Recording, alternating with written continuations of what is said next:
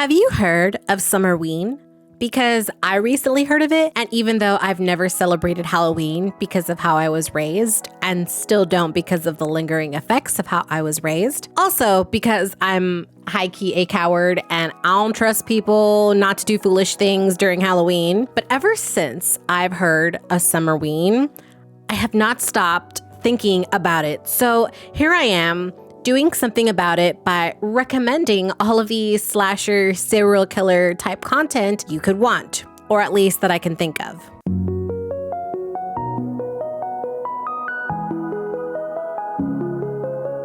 Hey there, you sparkling individuals. Welcome to Day Does, a channel where I talk and draw about fandom things from anime, mangas, webcomics, movies, TV shows, and even books. Because why not? I love that nerd shit. So the reason I was inspired to make this video was because of Summerween and the cancellation of The Guy Upstairs. I'll go into more detail in just a moment. So I'm not going to do anything physical to celebrate Summerween because all of my friends live out of state, sadly. As a result, I'm celebrating here in this video with you lovely sparkling individuals because we could use a fun break. Now, if you're unfamiliar like I once was, Summerween is a summer event that celebrates Halloween in the middle of summer. Apparently, this is all thanks to Disney's Gravity Falls, where the town loves Halloween so much that they celebrate it twice. Like, I get it. Think of Christmas in July. It's basically that. Something that particularly energizes me about Summerween is the current vibe that I'm immersed in, which is the slasher serial killer genre. This is in part by my Dante'S AMA Animatic series here on YouTube, as well as the comic format that I'm working on and that you can read on my website, Daydaydoes.com, and also the historical serial killer story I'm adapting from screenplay to novel called The Barringer Hotel. Don't worry, I'm going to talk about that a little bit later. Then add in Hansa's The Guy Upstairs series and its cancellation drama to indefinite hiatus, and then my discovery of the Scream franchise. Yeah, I know, I'm pretty late to the party, which then led me to the Ghostface from the video game Dead by Daylight series, which led to some grade A fanfic that forever has me drooling. And suddenly, I'm obsessed. If you're wondering about The Guy Upstairs drama, it's a serial killer thriller story about a girl suspecting her neighbor of being a killer and is trying to gather evidence against him while making sure her friend doesn't date him. I made a whole video that goes into details about what happened and why the series got abruptly canceled, so definitely check it out if you're interested. So while The Guy Upstairs may be gone, it will not be forgotten. To really get into that flow that I'm going for to help me finish my projects, and if you like fictional serial killer crime type stories, I have compiled a list of media from webcomics, movies, shows, and books for you sparkling individuals to check out. It's not the most extensive list, mind you, but it is a start. Now, if you like reading comics, here's a good start on what type of serial killer type stories you can pick up. And of course, we're gonna start with webcomics. First on the list is Dante'S AMA. Y'all already know I had to put this series on my list. Dante'S AMA is my personal series available as both a webcomic and an animatic subtitled series on YouTube. A serial killer learns not to turn his back on his latest kidnapped victim when she turns the tables on him and kidnaps him instead. What's her reasoning? What's with the anger? Is she going to kill him? Or is she going to realize she kidnapped the wrong serial killer? The consequences of her actions soon ignites an obsession that forces her to date this psycho. Will she find the killer she actually wanted, or will she die before she ever gets that far? Psychological thriller, mystery, and dark romance. This story started it all, and I'm gonna have so much fun with it, especially when I get the series dubbed, so be on the lookout for that. Those are like one of my goals here this year. So, Lord, give me strength. Let's get through this. Next series is Chasing Tales, a thriller about a group of teens stuck underground, and when they get rescued, you realize that 3 of the 9 of them were murdered, which means the murderer was one of the students trapped inside. This series is so good and it is completed, which I appreciate. You can find it on Webtoon, and I just really like that while it may seem like a very spooky, kind of like a whodunit type thing, the point of the series is really just to examine that human nature and what it's capable of in a desperate and desolate situation. Plus, the plot twists keep going and it concludes in such a satisfying way. I speak a little more at length about this series in my spooky recommendation video, so if you want to know a little bit more details about this series, feel free to watch that video. Next is Never Ending Darling. Bro, imagine you and your darling fiance are getting ready to tie the knot. Life is going great. Y'all have money because your man's is loaded from his job. You've known each other for years. And then one day you accidentally walk home and find your fiance covered in blood and getting rid of a body that looks exactly like you. In fact, it is you. How? Then all of a sudden he kills you. Just when you're dead, you end up waking up the next day and acts as if nothing has happened. And you wouldn't have known anything about this until you find those clues from your past self. What do? That's what this story is about. It's a hella thriller mystery with the killer being the one who was supposed to love you the most. In the end, you can't trust these hoes, and you must always love yourself first. Highly recommend y'all check this one out. I am telling you, it is just non-stop thrills. Woo. Next on the list is pretty predictable, but it is still a good one. It is Bastard. Yes, I know I've talked about this series so many times, but literally, this is so brilliant and so different from your usual serial killer type stories. What would you do if you found out your dad was a serial killer and wanted to make your crush his latest victim? Talk about family drama. This series is created by Carney Kim, who made Sweet Home on Webtoon, which later got adapted on Netflix. Literally, I love the vibes and the main character, who isn't perfect or a good person either, but really showcases the messiness of a father-son relationship, especially if it's fucked up. Love, love, love it. It's also completed and available to read on Webtoon. Next is Only Hope. This comic is a gorgeous piece and a different take to the serial killer genre as well. A woman and her husband are living life when one day she goes to surprise him at their cabin and finds evidence that maybe her husband might not be normal. Not to mention, she gets murdered by a mysterious stranger for her troubles. Then she wakes up years into the past right before she meets her husband. Will she fall for him again? Was he the one who killed her? Who knows? It's available on Webtoon and still ongoing, so for those that hate Daily Pass, you're in luck. Next on the list is Killing Stalking. So this is unusual, but very infamous. This story is a psychological horror comic about a boy who's into this other cute boy and then kind of breaks into that guy's house. And, he kind of realizes that the boy that he likes is actually a crazy psycho woman-hating killer. Cue sexual assault, Stockholm Syndrome, and you have a different rendition in the serial killer genre. It's a story that is well told, but be warned, it is not romance at all. Not sure where to find this one, honestly. I'm sure you can read it in some bookstores. I know they sell it in some bookstores, and I'm not sure where to get it online, but have at it. Although, I do have to say, no minors allowed.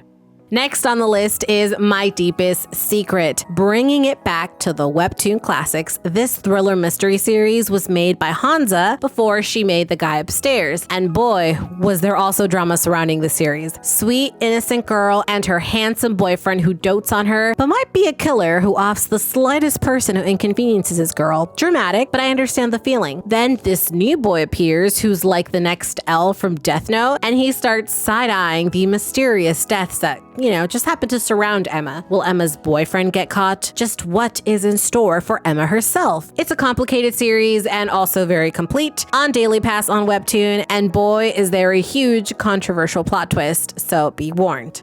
And lastly, for the webcomic list that I have here is I'm Dating a Psychopath. This final series on my list has got mystery and, of course, beautiful art. Girlie thinks that the serial killer running around her city might be related to her past, so she decides to be the next Nancy Drew and kind of just figure out what the hell is going on. Then comes in this cute boy, Isaac, and something about him, while dreamy, may or may not be responsible for the deaths going on. Got some angst in this one, so be warned about that. It's still ongoing and on a current hiatus, but definitely something worth checking out if you're interested.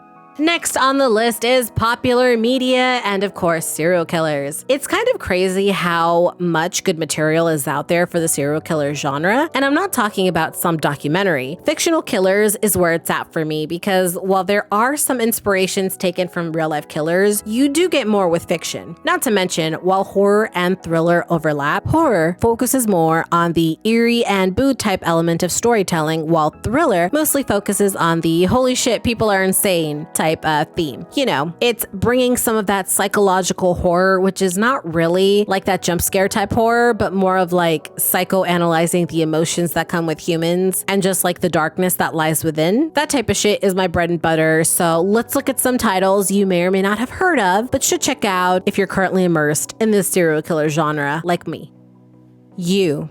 You heard this one, or at least had to have heard this one. Netflix's You is a 4-season TV series starring Penn Badgley as Joe Goldberg. Apparently, this series is a book series first before it got adapted, and the differences in the character deaths are far more brutal in the book than it was in the show. Joe is just a regular guy wanting to find true love, but then he finds it in a girl of his choosing. He does everything to get to know this girl, her likes, dislikes, her habits, her schedule, her friends, her everything before he inserts himself into her life. His goal is to romance this girl, make her fall in love with him so they can live happily ever after. All he has to do is get rid of anyone who gets in the way, maybe potentially the girl herself too if she doesn't agree. Seriously, if you enjoy the stalker serial killer genre and haven't seen this TV series, you need to check it out. That shit had me gripped for 3 seasons. Maybe not the 4th because I really loved the character Love Quinn, but it's definitely a roller coaster ride you won't forget.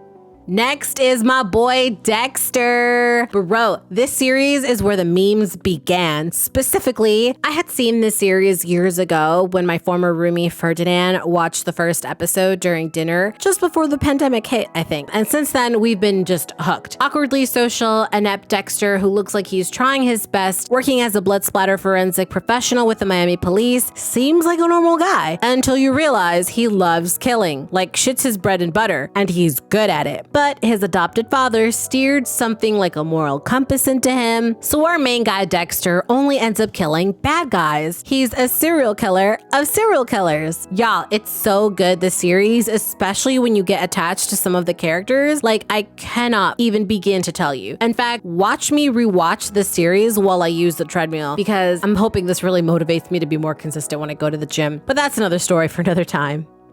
Next is The Silence of the Lambs. Hello, Clarice. This movie and book, because of course it's a book first, to this day remains one of my all-top favorite movies to rewatch every and any season. When I tell you that Thomas Harris is a guru when it came to this series, the element of Hannibal Lecter and ingenue Clarice battling it out to see who benefits more, the FBI in capturing their serial killer, or Lecter in getting to Clarice and eventually finding the opportunity to escape. Lecter is a brilliant psychiatrist who is also a violent psychopath, serving life behind bars for various acts of murder and cannibalism. FBI Crawford believes that Lecter may have insight into a case they're currently working on, and that Starling, as an attractive young woman and FBI recruit, may be just the bait to draw him out. This series is a little old-timey, but it's hella brilliant in its depiction and character chemistry between Hannibal and Clarice. The allegories, the psychological smartness of it all, the way it all just fits together in a full circle. 10 out of 10. Love it. Literally cannot get enough of this series.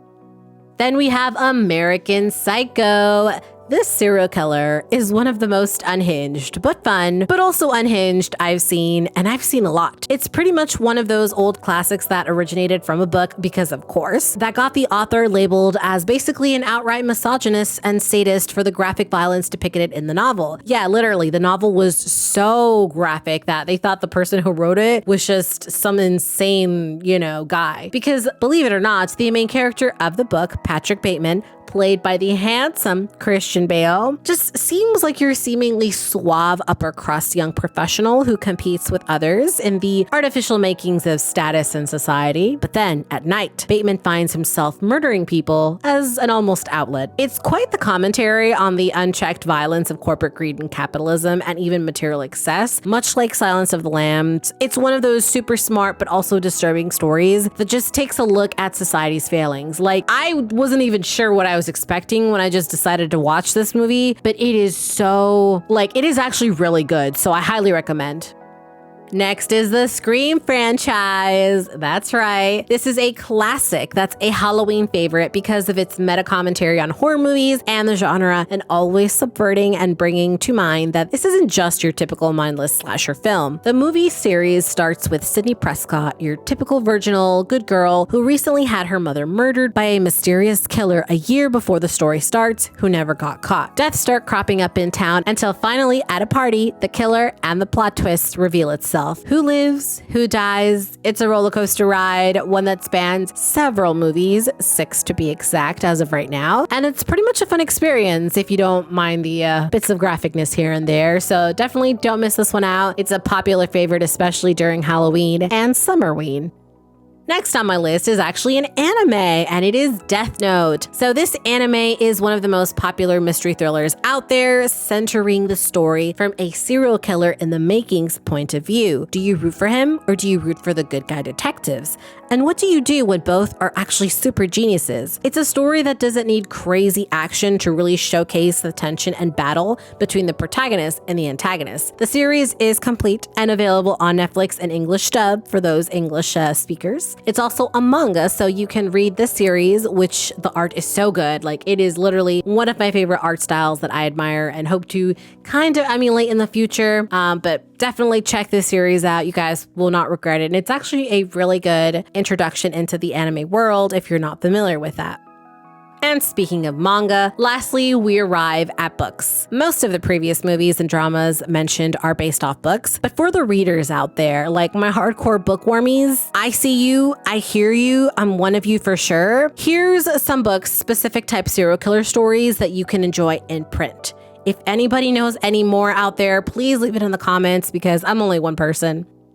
So first on the list is the Barringer Hotel. The Barringer Hotel is a free psychological horror / thriller novel on the app/website Substack, written by, of course, yours truly and inspired by the H.H. Holmes murder castle. It follows a Latina set in America's Gilded Age, 1870s to the 1890s, and how she pretty much navigates her large Latino family through poverty, prejudice, and serial killers once she is hired by one to work at a deadly hotel where guests check in but don't always check out. It updates every Friday and is already 7 chapters in, possibly more. I just uploaded another one. I originally had the story written as a screenplay, and now I just want to write it as a manuscript so I can query it to an agent and have it traditionally published. You can read The Barringer Hotel on my Substack. I'll link it in the description box below.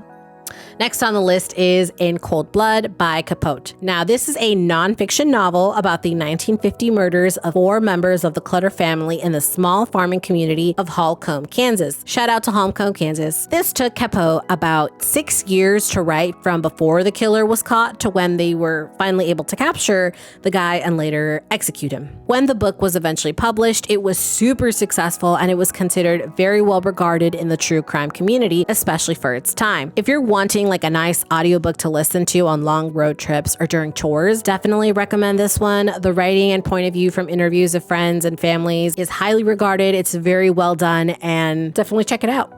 Next on the list is I'll Be Gone in the Dark by Michelle McNamara. I'll Be Gone in the Dark, one woman's obsessive search for the Golden State Killer, is a true crime book about the investigation of the Golden State Killer. The book was released nearly 2 years after McNamara's death and 2 months before an arrest could be made on the case itself. The book's title is a reference to the direct quote spoken by the Golden State Killer to one of his victims, "You'll be silent forever, and I'll be gone in the dark." It's another one of those nonfiction true crime type novels, and it's well known that the information on the Golden State Killer was very thorough in its formation before the author died. So this is a highly recommended book in the true crime community. If you want to have another nonfiction recommendation, here you go.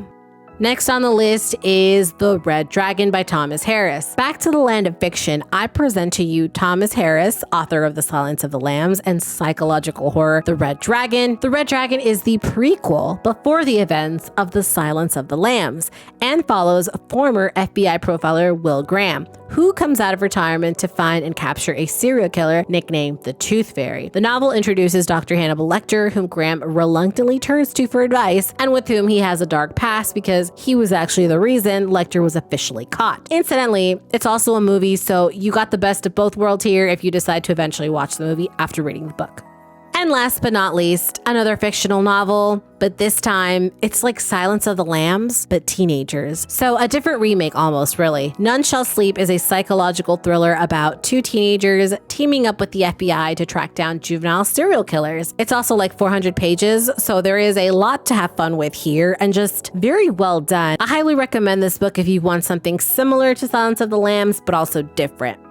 And that's all I have for now. The majority of what I've recommended, I've already seen and read. So if you're wondering where to sink your teeth into, definitely try this list. And for anyone who knows any more recommendations, please let me know. There is some Ghostface from Dead by Daylight fanfiction that I've read that are so good, but I feel like that deserves its own video because I could fangirl so hard over here and I just need to wrap up this video. So this is all for now, Tame Gang Gang. Feel free to check out my other videos on my channel if you're feeling my content, and subscribe if you want to follow my opinionated videos when it comes to anime, mangas, movies, TV shows, and even books. That is all for now. My art will be available in my daydaydoes.com website, so definitely check it out if you want to see it a little more closely. Until next time, cheers.